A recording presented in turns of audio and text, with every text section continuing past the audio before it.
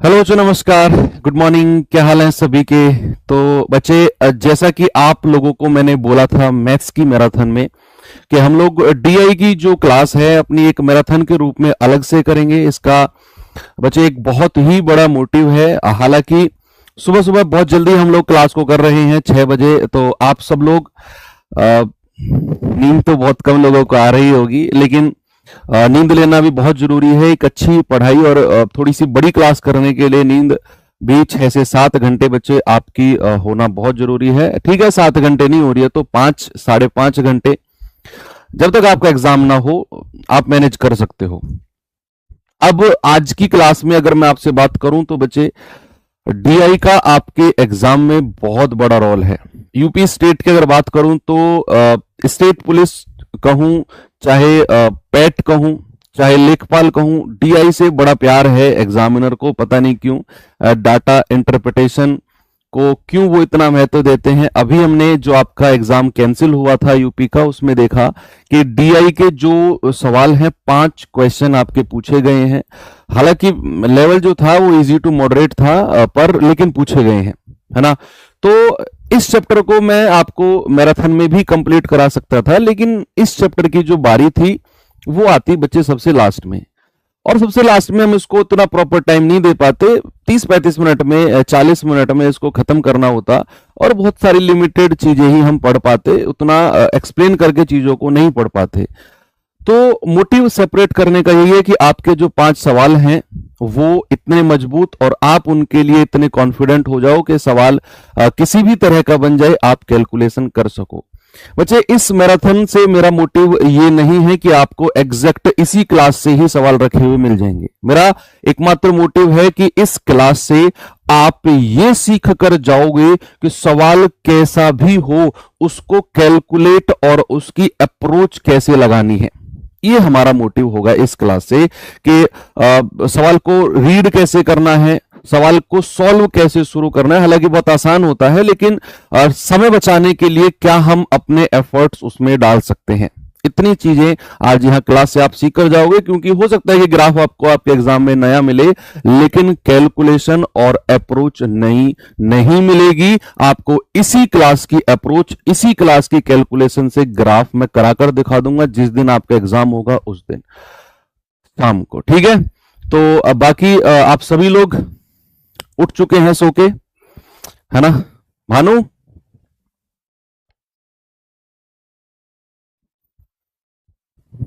Voice को मैं थोड़ा सा बच्चे अभी ठीक कराता हूं। देखना भानु, कोई वॉइस में इशू है क्या। बच्चे वॉइस कह रहे हैं। ठीक, ठीक है बच्चे, अगर कोई वॉइस में इशू है तो मैं अभी करा देता हूं ठीक। ओके, तो जय हिंद सभी को, गुड मॉर्निंग। जब वॉइस बिल्कुल क्लियर हो जाएगी, ओके हो जाएगी, तभी मैं क्लास की शुरुआत करूंगा। डोंट वरी, आप बिल्कुल भी परेशान मत होइए। तब तक सभी लोग जुड़ जाएंगे धीरे धीरे। ओके, कोई इशू है क्या।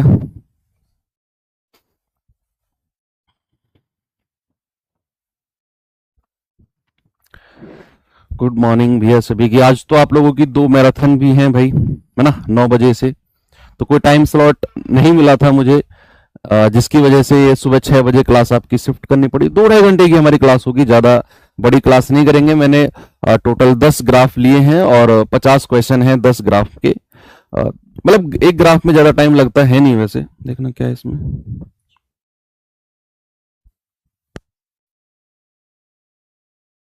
अब ठीक है, अब ठीक आ रही है बच्चे आवाज। एक बार आप मुझे बताएंगे, जब वॉइस क्लियर हो जाए तो आप मुझे एक बार थम्स अप करके बता देना सभी लोग। ठीक है ना, अब तो यस, अब ठीक है। क्या अपनी क्लास को हम आगे बढ़ा सकते हैं अब, है ना। यस, अब ओके है। तो चलिए भाई, थोड़ा सा डिस्कशन करने से पहले आपको मैं टाइम टेबल दिखा देता हूं। हालांकि आप सभी लोगों के टेबल पे ये टाइम टेबल होगा कि किस दिन कौन सी मैराथन अभी होनी है। आज की अगर मैं बात करूं तो इस टाइम टेबल में मेरी क्लास आपको दिखेगी नहीं, क्योंकि ये सडनली मैंने शेड्यूल कराई थी। जिस दिन हमारी मैथ्स की मैराथन थी उस दिन ही ये डिसीजन हुआ था कि आपको जो डीआई की मैराथन है वो अलग हम कराएंगे। आज आपकी जो यूपी जीके की क्लास है बच्चे, सुबह 9 बजे से केसपाल सर लेने वाले हैं। उसके बाद शाम को 4 बजे से सोनवीर सर आपकी करंट अफेयर की जो मैराथन है उसको शुरू करेंगे। अब हमारे सामने चैलेंज है कि इन दोनों मैराथन के बीच में हम क्लास को नहीं रख सकते थे, इनके साथ में नहीं रख सकते थे, इनके बाद में भी नहीं रख सकते थे, क्योंकि आगे भी बहुत सारी आपकी मैराथन्स हैं। तो ठीक है, आज संडे भी है और अच्छा दिन है, करते हैं अपनी क्लास को। बहुत छोटी क्लास आपकी होने वाली है। आप इसको मैराथन ना कह के बस ये मान लो कि डीआई की एक क्लास है हमारी, जिसमें हमारा जो डीआई है उसका रिवीजन बहुत अच्छे से हो जाएगा। ठीक है बच्चे, तो चलिए करते हैं शुरू अपनी क्लास की अपने क्लास को। और इसमें क्या क्या चीज हम करने वाले हैं, थोड़ा सा एक ओवरव्यू आपको मैं दे देता हूं। इस क्लास में बच्चे हम लोग पाई चार्ट करेंगे, इस क्लास में बार ग्राफ करेंगे, लाइन ग्राफ करेंगे, टेबल चार्ट करेंगे, और अपना एक दो मैंने मिसलेनियस विविध ग्राफ आपके ले लिए हैं, मतलब इन्हीं में से ही मिक्स करके, कि टेबल को और पाई चार्ट को मिक्स कर दिया है, टेबल को लाइन ग्राफ को कुछ इस तरीके से मिक्सअप करके दो ग्राफ आपके लिए लास्ट में मैंने बनाए हैं। तो टोटल जो ग्राफ है हमारे पास आज की मैराथन में 10 ग्राफ हैं, और हर ग्राफ में 5 सवाल हैं, और 10 गुणा 5 टोटल हमारे पास बच्चे 50 सवाल हैं। ठीक है, तो टारगेट हमारा 50 क्वेश्चन का है आज।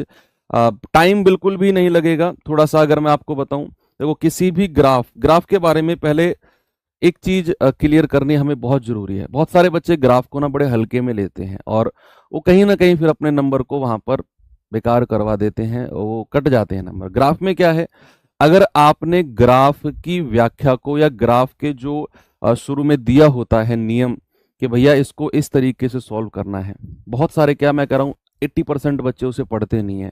अगर मैं आपको कहूँ सबसे ज्यादा इंपॉर्टेंट वही है जो निर्देश दिए होते हैं, डायरेक्शन दी होती है कि इस तरीके से ग्राफ होगा और ऐसे ऐसे आपको करना है। हम लोग सीधे सवाल पे जाते हैं, एक तो उसमें टाइम बहुत लगता है, जो हम सीधे सवाल पे जाएंगे बार बार ग्राफ को पढ़ना पड़ेगा। अगर आप ग्राफ के निर्देश को एक बार पढ़ लो और फिर सवालों को करो, मैं कह रहा हूं 1 या 2 मिनट में पांचों के पांचों सवाल हो जाएंगे, 2 मिनट के अंदर अंदर। लेकिन अगर आप डायरेक्ट क्वेश्चन पे कूदते हो तो हर सवाल आपको नया लगेगा, पता नहीं अगला सवाल किस तरीके का होगा, क्या पूछ रहा होगा। निर्देश अगर आप पढ़ते हो तो आपको पांचों सवालों का आइडिया लग जाएगा कि इन 5 सवालों में एग्जामिनर क्या पूछने वाला है। तो एग्जाम में जब भी आप बैठोगे आप दिशा निर्देश को बहुत आराम से पढ़ोगे। दूसरी बात, ग्राफ को सबसे लास्ट में अटेम्प्ट करोगे।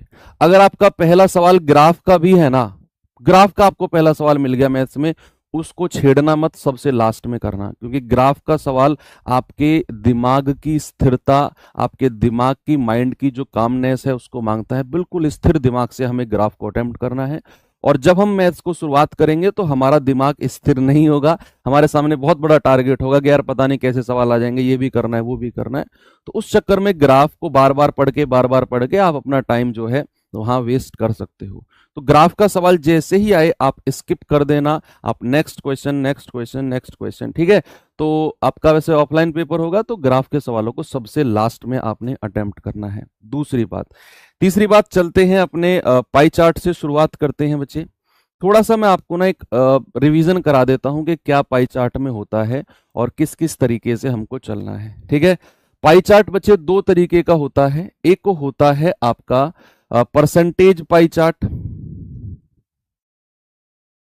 परसेंटेज पाई चार्ट, प्रतिशत पाई चार्ट जिसको बोलते हैं, और दूसरा होता है आपका डिग्री, डिग्री पाई चार्ट। ठीक है भाई, परसेंटेज पाई चार्ट और आपका डिग्री पाई चार्ट, 2 तरह के पाई चार्ट हमें पढ़ने हैं। जो भी थ्योरी है ना, अच्छी थ्योरी जो है वो आपके पाई चार्ट में ही है। बाकी अगर मैं बात करूं बार ग्राफ की, लाइन ग्राफ की और टेबल की, उनमें कोई थ्योरी नहीं है, सीधा सीधा हमें सवालों पे जाना है। अब सबसे पहले दिमाग में आपके में हो सकता है आया हो सकता है नहीं आया हो कि सर क्या है ये ग्राफ, क्यों मतलब क्यों इतने सारे अलग अलग ग्राफ हम पढ़ते हैं, एक से ही बात नहीं बनेगी। बच्चे दरअसल ये जो आपको दिख रहे हैं ना, पाई बार लाइन टेबल, ये अलग कुछ भी नहीं है, एक ही डेटा को रिप्रेजेंट करने का तरीका है। आपको कोई डेटा मैं दे दूं कि भैया आपके गांव में कुछ लोग क्रिकेट खेलते हैं, कुछ लोग फुटबॉल खेलते हैं, कुछ लोग वॉलीबॉल खेलते हैं, कुछ लोग ताश खेलते हैं। ताश खेलते हैं, पत्ते जो खेलते हैं, है ना, जो आपने कोविड में बहुत ज्यादा आपने खेला होगा, तो कुछ लोग ताश खेलते हैं, भैया वो सबसे बड़ा गेम उनके लिए होता है। तो वो अलग अलग कैटेगरी में बना दूं। अब उस कैटेगरी को या तो मैं पाई चार्ट में दिखा दूं, उसी कैटेगरी को या तो मैं बार ग्राफ में दिखा दूं, या लाइन ग्राफ में, या टेबल में। तो वो डिपेंड करता है अलग अलग ग्राफ में दिखाने का। आपने क्रिकेट अगर आप देखते होगे तो आपने थोड़ा सा देखा होगा, कई बार वो चीजें हमें पाई चार्ट में दिखाता है, कई बार बार में, कई बार लाइन ग्राफ में दिखाता है कि भैया आपने एक चीज देखी होगी ना। अभी मैं जस्ट शुरू नहीं कर रहा हूं, थोड़ा सा 10-15 मिनट आपको जगा रहा हूं क्योंकि आप सो के उठे हो। आपने देखा होगा कि कोई टीम अगर रन बनाती है तो उसको इस तरीके से दिखाया जाता है, फिर दूसरी टीम रन बनाती है तो वो अगर अच्छा स्कोर करती है तो ऐसे, फिर ऐसे, फिर ऐसे, फिर ऐसे, इस तरीके से। तो वही रिप्रेजेंटेशन है आपके जो भी परफॉर्मेंस होती है उसको एक तरीका रिप्रेजेंट करने का तरीका ही आपके ग्राफ में होता है। ठीक है, तो चलिए करते हैं अपनी शुरू क्लास को, और पाई चार्ट से शुरू करेंगे। बच्चे मैंने आपको बताया कि डिग्री पाई चार्ट और परसेंटेज पाई चार्ट दो तरह का आपका जो पाई चार्ट है वो होता है। आगे अगर मैं चलूं तो कुछ इस तरीके से पाई चार्ट जो है ना बच्चे आपको दिखाई देता है। ये सवाल नहीं है, ये मैं आपको दिखा रहा हूं कि किस तरीके से जो आपका पाई चार्ट है वो दिखाई देता है। ये परसेंटेज पाई चार्ट है। ठीक है, तो इसमें क्या होता है बच्चे, आपको मैं थोड़ा सा आगे चल के बता देता हूं कि अगर मैं आपसे कहूं कि कुल प्रतिशत, इसी में ही चलो देख लेते हैं। अगर मैं आपसे कहूं कुल प्रतिशत, कुल प्रतिशत कितना होता है, टोटल परसेंटेज, कोई बताएगा मुझे कुल प्रतिशत कितना होता है? बच्चे किसी भी पाई चार्ट को अगर आप सॉल्व कर रहे हो, किसी भी पाई चार्ट को, तो टोटल परसेंटेज जो होता है वो 100% होता है। यानी कि किसी भी डेटा को अगर हमें रिप्रेजेंट करना है, ये अलग डिस्ट्रीब्यूशन है, ये अलग है, ये अलग है, ये अलग है। मैंने आपको भी थोड़ी देर पहले बताया ना कि सपोज आपके गांव में मान लो कुछ लोग क्रिकेट खेल रहे हैं, तो भैया ये डेटा उसने दे दिया कि 25% लोग क्रिकेट खेल रहे हैं, और इस तरीके से इतना हिस्सा एक पाई चार्ट का उनको दे दिया। फिर भैया मान लो कुछ लोग जो हैं, सॉरी, ये फुटबॉल खेल रहे हैं, कुछ लोग मान लो क्रिकेट खेल रहे हैं आपके गांव में, मान लो उनको 17% दे दिया। कुछ लोग आपके गांव में बैडमिंटन खेलते हैं, 12% उनको दे दिया। कुछ लोग हॉकी खेलते हैं, 5% उनको दे दिया। और कुछ लोग आपके गांव में सपोज ताश खेलते हैं, तो 41% लोग आपके गांव में ऐसे हैं जो ताश खेलते हैं। ठीक है, तो ये रिप्रेजेंटेशन आपको दिखाया गया है एक पाई चार्ट के माध्यम से। बच्चे याद रखना, टोटल परसेंटेज जुड़कर, टोटल परसेंटेज अगर आप ऐड करते हो जुड़कर आपका 100% बनना चाहिए। 100% दिखाएगा आपकी कुल संख्या को। ठीक है, कुल संख्या को जिसका आप डिस्ट्रीब्यूशन कर रहे हो उसके योग को 100% के रूप में दिखाया जाता है। ठीक है, वेरी गुड। अगर मैं आपको थोड़ा सा सवाल की तरफ ले जाने से पहले एक पाई चार्ट के बारे में और आपको दिखाना चाहता हूं। बच्चे दूसरा होता है आपका डिग्री पाई चार्ट, यानी कि आपने ज्योमेट्री बॉक्स जो आपका होता होगा है ना, तो उसमें इस तरीके का आपने एक चंदा जिसको डी बोलते हैं आपने देखा होगा। ये दरअसल हमारे जो है ना, अगर हम किसी पॉइंट पर रख देते हैं तो ये डिग्री को रिप्रेजेंट करता है कि कोई पॉइंट कितना डिग्री रोटेट हो रहा है। आपने आपके घर में घड़ी होगी, उसमें जो आपकी सुई ऐसे घूमती है ना घड़ी की, वो डिग्री में ही रोटेट करती है, परसेंटेज में रोटेट नहीं करती है। तो बच्चे डिग्री में जब भी कोई चीज रोटेट करेगी, सपोज यहां से शुरू होकर यहीं पर एंड हुई, कोई भी अगर सुई यहां से इस पॉइंट से शुरू होकर इसी पॉइंट पर एंड हुई है, तो बच्चे कुल डिग्री की अगर मैं बात करता हूं, कुल डिग्री जो होती है हमेशा याद रखना 360 डिग्री होती है हमेशा। और इस तरीके से आपको डिग्री का रिप्रेजेंटेशन मिलेगा। सपोज 180 डिग्री, 90 डिग्री, 45 डिग्री और 45 डिग्री। जब भी मैं परसेंटेज की बात करूंगा तो टोटल परसेंटेज 100% होगा, और जब भी मैं डिग्री की बात करूंगा तो टोटल डिग्री बच्चे 360 डिग्री होगा। अब दिमाग में सवाल आया कि सर परसेंटेज और डिग्री में आपने बोला कि परसेंटेज था तो टोटल परसेंटेज 100, डिग्री था तो टोटल डिग्री 360, तो सर फिर इन दोनों में डिफरेंस क्या है? या फिर इन दोनों में रिलेशन क्या है? थोड़ा सा बस आप 5 मिनट का समय मुझे दो, फिर मैं आपको सवालों की तरफ लेकर चलूं। बस 5 मिनट का समय है ना, एक माहौल बन जाएगा। मैं आपको थोड़ी सी कैलकुलेशंस की भी ट्रिक्स बताऊंगा। ओके, तो चलिए बच्चे, रिलेशन होता है कि 100% की जो वैल्यू होती है, 100% की वैल्यू को बच्चे मैं 360 डिग्री बोल सकता हूं। 100% को मैं 360 डिग्री के इक्वल कर सकता हूं। ओके, अब यहां पर दो सवाल बनते हैं, दो आपके कॉन्सेप्ट बनते हैं। एक तो डिग्री से परसेंटेज में चेंज करना, और एक होता है परसेंटेज से डिग्री में चेंज करना। भैया एक होता है परसेंटेज से डिग्री में चेंज, थोड़ा सा देख लो किस तरीके से आपने करना है। कुछ भी आपने याद नहीं रखना, 1% बराबर 3.6 डिग्री, कुछ याद नहीं करना। याद रखना, जब भी किसी परसेंटेज को हम डिग्री में चेंज करेंगे, कोई भी परसेंटेज, सपोज हमें A% दिया हुआ है और हमें बताना है कि अगर मैं इसे डिग्री में बदलूं तो कितने डिग्री के समतुल्य या इक्विवेलेंट होगा। तो आप याद रखना, A% का मतलब होता है A/100, और इसे डिग्री में चेंज करना है तो टोटल डिग्री से मल्टीप्लाई कर दो 360 डिग्री। अब वो कुछ भी परसेंटेज आपका हो बच्चे, उसे फ्रैक्शन में बदलकर बटे 100 कर 360 से मल्टीप्लाई कर देना। सेकंड, अगर मैं बात करूं बच्चे डिग्री से परसेंटेज, डिग्री से परसेंटेज में कैसे चेंज होता है? डिग्री से परसेंटेज में चेंज, किसी भी डिग्री को अगर आपने परसेंटेज के इक्विवेलेंट बताना है कि भैया फलाना डिग्री है, सपोज मैंने कहा A डिग्री है, और हमें बताना है कि ये अगर मैं परसेंटेज में चेंज करूं तो कैसे और कितना परसेंटेज बनेगा। भैया A बटे और टोटल डिग्री कितनी होती है? आप कहेंगे सर टोटल डिग्री 360 होती है। A बटे 360 और परसेंटेज में चेंज कर रहे हैं बच्चे, तो इनटू हम 100 कर देंगे। ये हमारा होता है डिग्री से परसेंटेज में बदलाव। जब भी हम परसेंटेज से डिग्री में बदलेंगे तो A/100 गुणा 360, और जब भी हम डिग्री से परसेंटेज में बदलेंगे तो A/360 इंटू 100 आपने करना है। ये दो चीज आपने ध्यान में रखनी है बच्चे। अगर मैं थोड़ा सा और आगे चलकर, एक लास्ट कॉन्सेप्ट नहीं, आप ट्रिक मान सकते हो, आप ट्रिक मान सकते हो। सबसे बेस्ट अप्रोच अब मैं आपको बताने वाला हूं जो हमें फॉलो करनी है।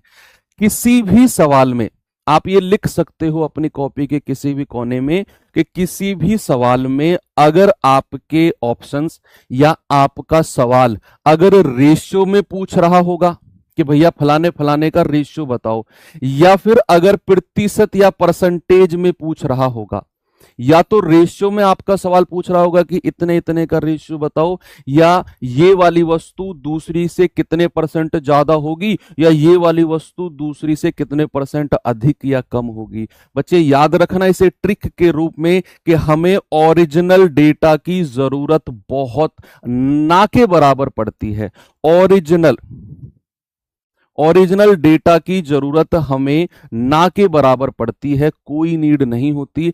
अगर रेशियो में पूछेगा, अगर परसेंटेज में पूछेगा, तो हम अपने गिवन पाई चार्ट की मदद से ही अपना रेशियो और अपना परसेंटेज निकाल सकते हैं। कैसे, क्यों, कब, आपको अभी मैं सवाल के द्वारा बताऊंगा। ठीक है, तो ये चीज ध्यान में रखना। मैं जब सवाल कराऊंगा उस टाइम मैं आपको बोलूंगा कि यहां रेशियो में पूछ रहा है तो ओरिजिनल डेटा की नीड हमको नहीं है।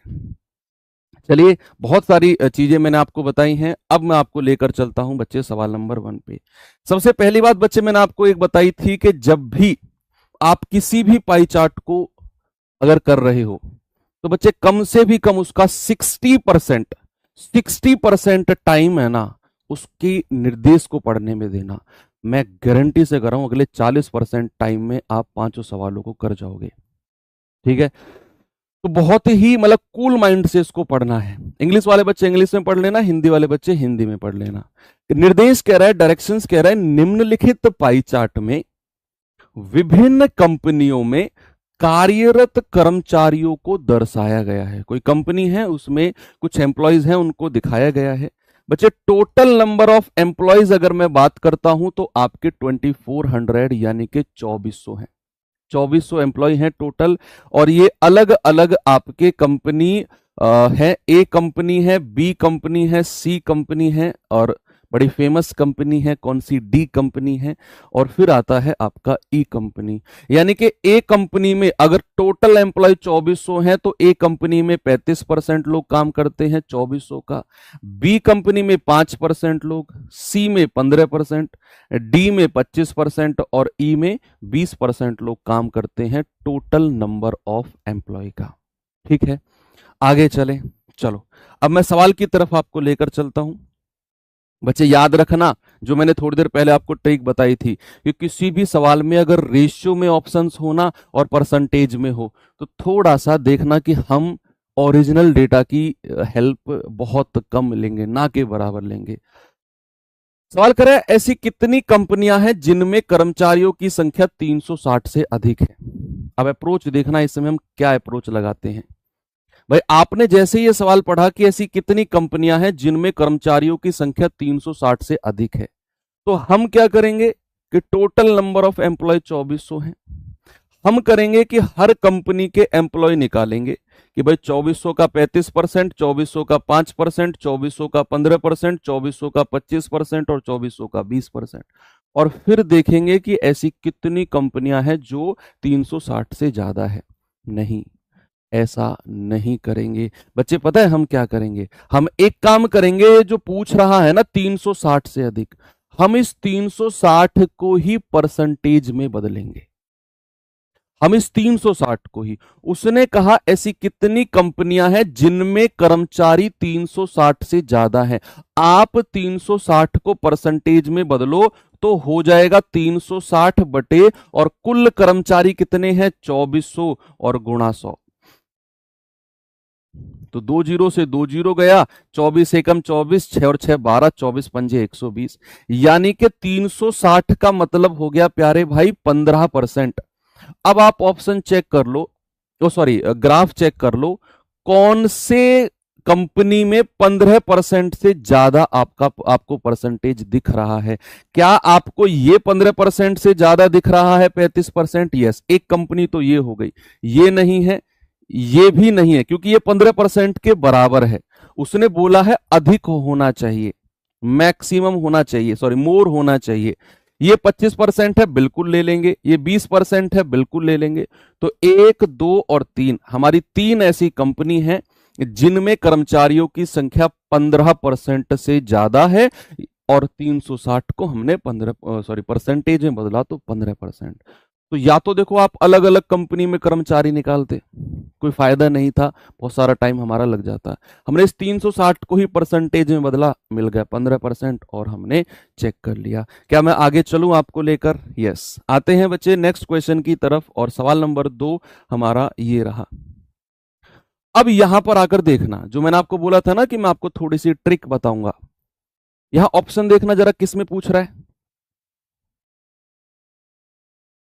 आप कहेंगे सर ऑप्शन तो वो अनुपात में पूछ रहा है, ये सब रेशियो में दे रखे हैं। अब आएगा मजा, अब मजा आएगा। यहां पर हम ओरिजिनल डेटा की हेल्प लेंगे ही नहीं।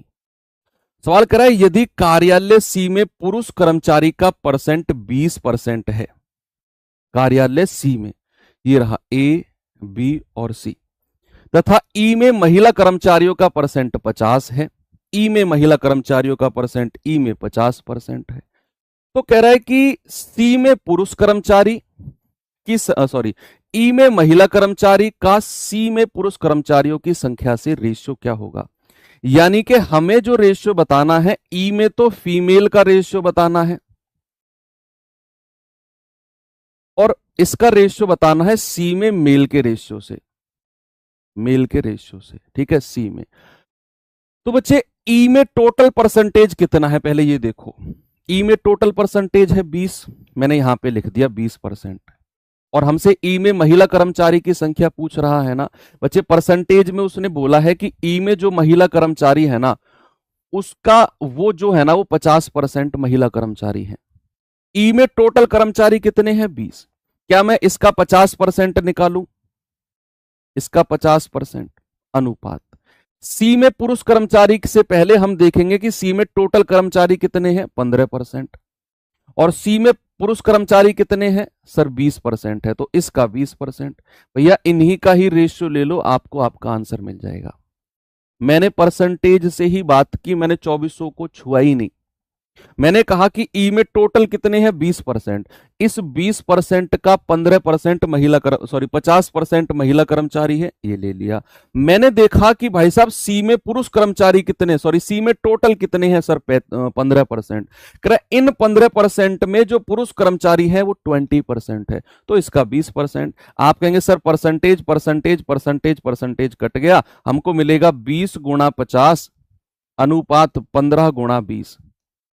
20 से 20 गया, 5 तिया 15 और 5 धाम 50। क्या हमारा आंसर आ गया ऑप्शन नंबर ए? मगर हमको जरूरत ही नहीं है 2400 का, खामखा हम पहले 2400 का 20% निकालें, फिर उसका 50% निकालें, फिर 2400 का 15% निकालें, फिर उसका 20% निकालें, फिर रेशियो लें। भाई हम परसेंटेज से ही काटा पीटी करके अपना आंसर ले आएंगे। ओके, तो ये अप्रोच आप ध्यान रखना कि जब भी हमसे रेशियो में बातें पूछेगा ना, तो मैं कह रहा हूं बहुत सारी कैलकुलेशन आप अपनी बचा जाओगे, बहुत सारी कैलकुलेशन। ठीक है, आगे चलते हैं। नहीं 3-10 नहीं होगा बच्चे, 10-3 होगा, क्योंकि उसने पहले ई में महिला कर्मचारियों को पूछा है। ई में तो महिला कर्मचारियों को पहले रखना है और फिर सी में पुरुष कर्मचारियों को सेकंड पे रखना है, तो हमारा रेशियो 10-3 आएगा, ना कि 3-10। ओके, आगे चलते हैं।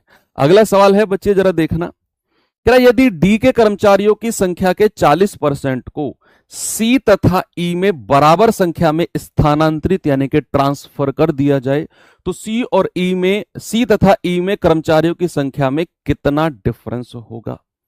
कितना डिफरेंस होगा? इस सवाल को देखेंगे कि क्या है इस सवाल में। कह रहा है जो डी में कर्मचारी है ना, उसके 40% को सी और ई में बराबर बराबर बांट दो। सबसे पहले तो ये बताओ कि डी में टोटल कर्मचारी हैं कितने, ए बी सी और डी। यानी कि बच्चे डी में जो टोटल कर्मचारी है ना वो 25% है। 25%। सामने देखो भाई साहब, सामने प्लीज, जाग गए होगे, आपकी नींद खुल गई होगी, है ना।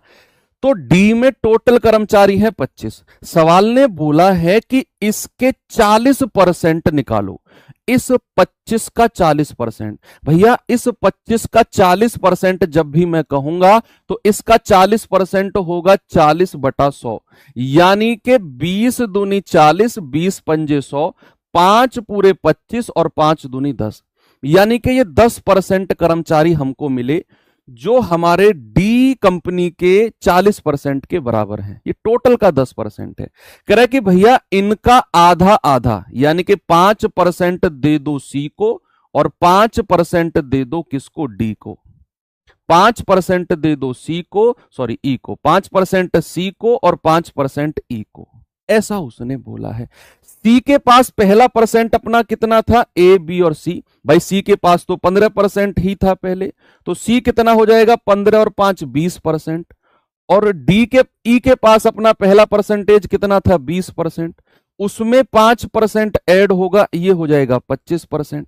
यस, सवाल कर रहा है इन दोनों का डिफरेंस यानी कि अंतर बता दो। भैया 20% और 25% का जो डिफरेंस है, अंतर है, कितना आ गया, 5% आ गया।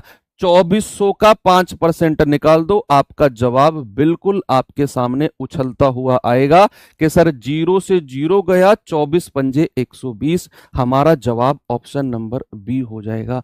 बहुत स्मार्ट तरीके से आपने इस सवाल को किया बच्चे। अगर आप इस सवाल को अपने पुराने तरीके से या बुक के तरीके से करोगे तो बहुत बड़ा जाएगा। ये सवाल ने बोला है कि डी में जितने भी कर्मचारी हैं, भाई डी में कर्मचारी हैं 25%, आप पहले 2400 का 25% निकालते, फिर कह रहा है कि उसका आधा आधा सी और ई में बराबर हिस्सों में बांट दो, फिर आप उसको आधा आधा सी और ई में बांटते, फिर सी के कर्मचारियों की संख्या निकालते 15% 2400 का, 20% निकालते 2400 का, उसमें जोड़ते, फिर देखते कितने ज्यादा है।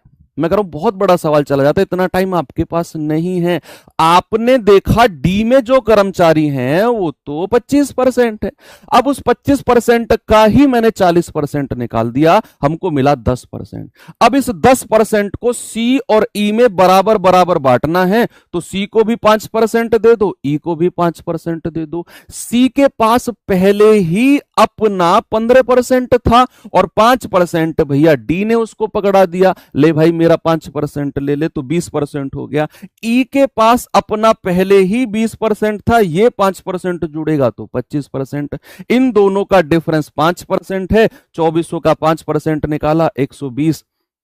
ये अप्रोच आप फॉलो करना जब आप इसका रिवीजन करो। तो आगे चलते हैं बच्चे सवाल नंबर 4 की तरफ और देखेंगे। अगेन ये चीज हमसे रेशियो में पूछ ली। मैं कह रहा हूं जब भी सवाल रेशियो और परसेंटेज में पूछेगा ना, तो थोड़ा सा हटके सोचना, थोड़ा सा हटके सोचना। कह रहा है कि कार्यालय ए बी डी में कर्मचारियों की संख्या का कार्यालय सी और ई में कर्मचारियों की संख्या से अनुपात, अनुपात पूछा है ना, तो 2400 की हेल्प मत लेना, आप परसेंटेज में ही उनको बता देना, जल्दी से बता दो। हाँ, एक बहुत अच्छी बात एक बच्चे ने बोली है, बहुत अच्छी बात है बच्चे, कि सर उसने बराबर बराबर बांटा है, तो सी और ई के डिफरेंस पे फर्क थोड़ी पड़ेगा कुछ। यस, ये भी आप सोच सकते हो कि सर उसने बराबर बराबर बांटा है, तो सी और ई का डिफरेंस जो ओरिजिनली था 20 और 15 का 5% वही रहेगा, ऐसा भी सोच सकते हो। हाँ, लेकिन अगर उसने ऐसा बोल दिया कि उसका कुछ भाग उसको दे दो, कुछ उसको दे दो, तो फिर आपको ये अप्रोच करनी पड़ेगी। करेंगे बच्चे सवाल को जल्दी से।